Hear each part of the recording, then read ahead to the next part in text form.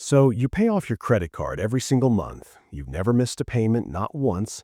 You're responsible. You're doing everything right.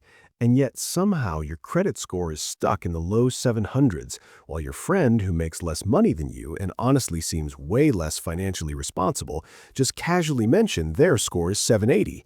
And you're sitting there thinking, what am I doing wrong? Here's the thing. You're probably not doing anything wrong. You're just doing things at the wrong time. And that difference, that timing, it's costing you tens of thousands of dollars over your lifetime in higher interest rates. And the banks, they're perfectly happy to let you keep making this mistake. My name is Nate, and I spend way too much time thinking about how the credit system is designed to benefit banks at your expense. If you're someone who pays their bills on time, tries to be financially responsible, but still feels like your credit score doesn't reflect the responsible person you actually are, make sure to hit that subscribe button and give this video a thumbs up if this helps you out. Look, I'm going to show you something that when you first hear it is going to sound almost too simple to be true, but I need you to stick with me here because this one shift, this one tiny change in how you think about credit card payments can boost your credit score by 50 to 100 points in as little as 60 days. No debt consolidation, no paying someone to fix your credit, no waiting 7 years for things to fall off your report. Here's what most people don't realize. Your credit card company reports your balance to the credit bureaus once per month, just once. And here's the kicker. It's usually not on your due date. It's on your statement closing date, which typically happens about 3 weeks before your payment is due. Now you might be thinking, Nate, what's the difference? I pay my card off every month, and this is where it gets really interesting, because you could be paying your card off in full, never carrying a balance, never paying a penny in interest, and the credit bureaus could still think you're maxing out your cards every single month. Let me give you a concrete example. Let's say you have a credit card with a $10,000 limit. Your statement closes on the 15th of every month, and your payment is due on the 10th of the following month. Throughout the month, you use this card for everything: gas, groceries, utilities, maybe some larger purchases. By the time the 15th rolls around, you've got $8,000 on the card. Then on the 8th of the following month, 2 days before it's due, you pay off the entire $8,000. Zero interest. You're being responsible, right? Wrong. I mean, you're not wrong to pay it off, but here's what actually happened. On the 15th, when your statement closed, your credit card company reported to the credit bureaus that you owed $8,000 on a card with a $10,000 limit. That's 80% credit utilization. And according to FICO's own research, people with the highest credit scores, we're talking 800 and above, keep their reported utilization under 10%, preferably under 5%. So even though you paid that card off and didn't pay a penny of interest, the credit bureaus think you're constantly running your cards up to 80% of the limit, and that tanks your score. A 2023 study by the Consumer Financial Protection Bureau found that roughly 68% of credit card users who pay their balance in full every month still have reported utilization above 30% because of this exact timing issue.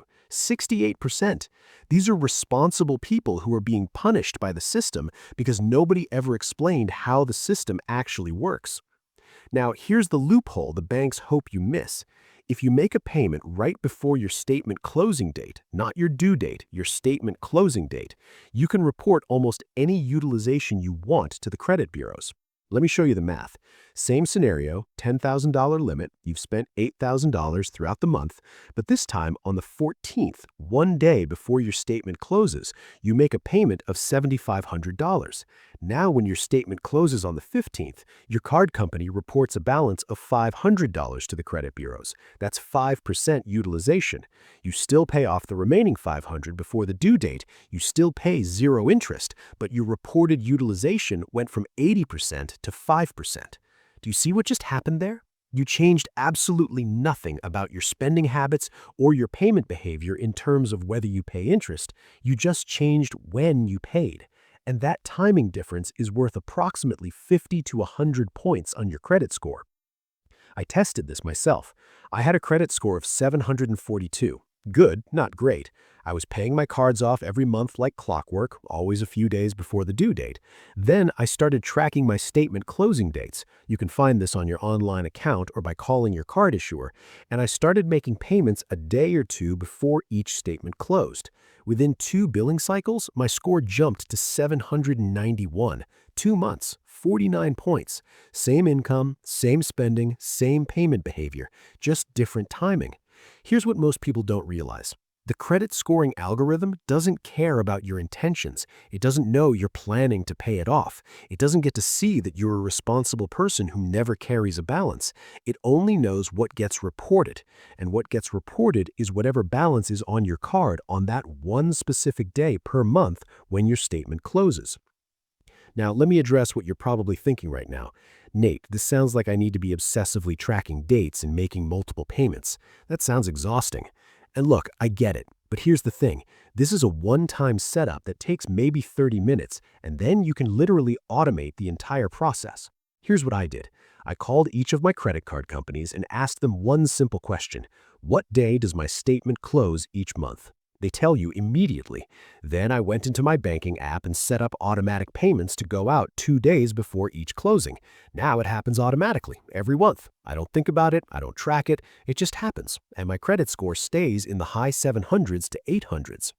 But here's where it gets even interesting because utilization is only one piece of this puzzle. There's actually a second loophole that most financial advisors won't tell you about because honestly, most of them don't fully understand how credit reporting works. See, credit scoring models look at 2 types of utilization: overall utilization and per card utilization. Most people focus on overall. If you've got $20,000 in total credit limits and you're using $6,000, that's 30% overall. Not great, but not terrible. But here's what they miss. Even if your overall utilization is low, if you have one card that's maxed out or close to it, that kills your score. Let me give you a real example from someone I consulted with last year. We'll call her Sarah. Sarah had 3 credit cards. Card A, $15,000 limit, $500 balance, 3% utilization. Card B, $10,000 limit, $300 balance, 3% utilization. And Card C, $2,000 limit, $1,800 balance, 90% utilization. Her overall utilization was $2,600 out of $27,000 in total credit limits. That's less than 10%.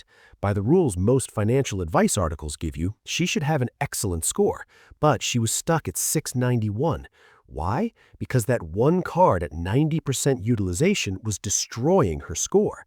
The algorithm sees that and thinks this person is maxing out their available credit, even though it was a relatively small card and her overall utilization was great. Here's the fix, and it's almost stupidly simple.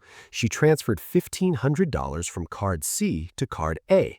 Same total debt, same total utilization, but now her per card utilization looked like this. Card A, $15,000 limit, $2,000 balance, 13% utilization. Card B, $10,000 limit, $300 balance, 3% utilization. And Card C, $2,000 limit, $300 balance, 15% utilization. Within 45 days, her score jumped from 691 to 749, 58 points. She didn't pay off any debt, she didn't get any new credit, she just redistributed the same debt across her cards more strategically. Now, you might be thinking, okay, Nate, this is great for people who have multiple cards, but what if I only have one card? And this is actually where the psychology of the credit system gets really fascinating, because the answer is not what most people expect. The conventional wisdom says don't open too many credit cards because it'll hurt your score. And look, there's some truth to that. If you open 5 cards in 2 months, yeah, that's going to raise red flags. But here's what the data actually shows. According to FICO's own statistics, people with credit scores above 800 have on average 7 credit cards. 7.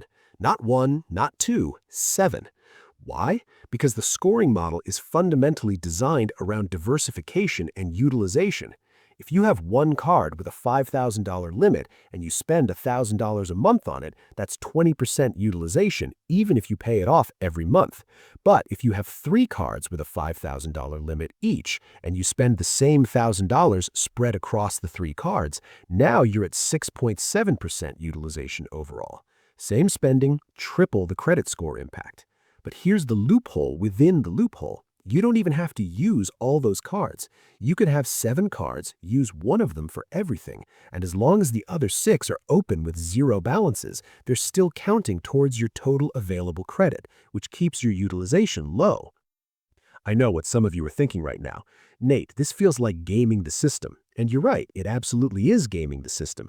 But here's the thing, the system is already a game, and the banks wrote the rules to benefit themselves. They're not going to give you a manual on how to win. So yeah, we're gaming the system, but we're gaming it using the exact rules they created. Let me show you why this matters with real dollar amounts, because this isn't just about having a high score to brag about. This is about actual money in your pocket. Let's say you're buying a house for $400,000 with 20% down, so you're financing $320,000. Here's what that looks like at different credit score ranges with current average mortgage rates. Credit score 680, 7.5% interest rate, 2237 monthly payment, $485,320 total paid over 30 years. Credit score 7